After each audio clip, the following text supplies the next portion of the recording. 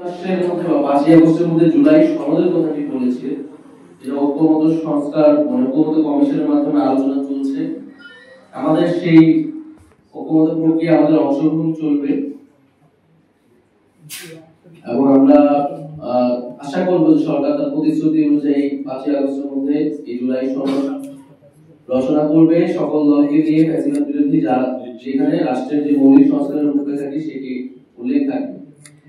জুলাই ঘোষণাপত্র দেওয়ার মেয়াদকাল কিন্তু শেষ হয়ে গিয়েছে কয়েকদিন আগে, যে 30 কার্য দিবস ছিল, এবং সরকারের জায়গা থেকে এখনো কোনো ধরনের বক্তব্য আসলে আসেনি।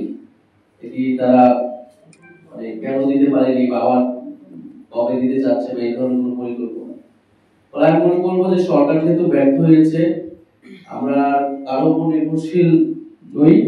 এই জুলাই ঘোষণাপত্র দাবি কি আমাদের পক্ষ থেকে উঠেছিল, সেই সময় বৈষম্য বিরোধী ছাত্র আন্দোলন এবং জাতীয় নাগরিক কমিটির পক্ষ থেকে উঠেছিল, অর্থাৎ অভ্যুত্থানকারী যে ছাত্র জনতা আমাদের সাথে যুক্ত হয়েছিল, তাদের যে নেতৃত্ব, আমরা মনে করি এটা তাদেরই দায়িত্ব।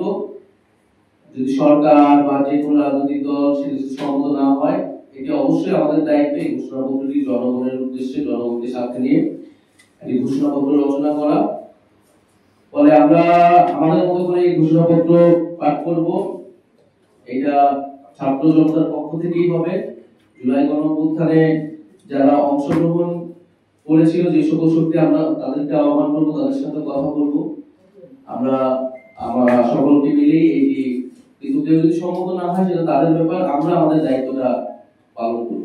যেহেতু সরকার দায়িত্ব নিয়েছিল, ফলে ব্যর্থতার দায় সরকারকে নিতে হবে বা সরকারকে স্পষ্ট করতে হবে সরকার কোথা থেকে বাধা পাচ্ছে, তাদের কারণে কি হচ্ছে না। সরকার যেহেতু স্পষ্ট করেনি, আমরা মনে করি আমরা সরকারের উপর এটার জন্য নির্ভরশীল না থেকে আমাদের দায়িত্ব আমাদের জায়গাটি পালন করা উচিত। পরবর্তীতে সরকারের দায়িত্ব থাকবে সেটাকে কিভাবে আইনি প্রক্রিয়ায় একটা আইনি ডকুমেন্টে সেটাকে রূপান্তর করা। এবং সংবিধানে আমাদের তো অবশ্যই দাবি থাকবে এই ঘোষণাপত্র সংবিধানে অবশ্যই সংযুক্ত থাকবে। নিজেরা ঘোষণাপত্র জারি করলে রাজনীতিতে অস্থিরতা বা কোনো ঝামেলা তৈরি হবে কিনা, সেটা হয়তো আপনার পরবর্তীতে কি করবে? না, আমরা তো 31 ডিসেম্বর এই কর্মসূচিটি হাতে নিয়েছিলাম। যখন সকল পক্ষের সাথে সরকারি জায়গা থেকে এটি দেওয়ার কথা বলা হয়েছিল, আমরা কিন্তু সেই কর্মসূচি থেকে কিন্তু ছাত্ররা সরে এসেছি ঐক্যমত্যের স্বার্থে, এবং 31 ডিসেম্বর থেকে আজকে কতগুলো মাস পার হয়ে গেল। ফলে এটি অস্থিরতা কমবে না, বরং এটি যে জুলাইয়ের যে আকাঙ্ক্ষা ছিল, বরং এটি আমাদের যে শহীদ পরিবার, আহত এবং যারা আন্দোলন করেছিল তাদের মধ্যে অস্থিরতা তৈরি করেছে। সেই অস্থিরতা কমাবে। জুলাইকে একটা ঐতিহাসিক যে প্রেক্ষাপট, সেই প্রেক্ষাপটের সেই সম্মানটা, সেই লিপিবদ্ধটা আমরা সেই দেশে লিপিবদ্ধ করতে পারবো, এটা 1 বছরের মধ্যেই আসলে করা উচিত।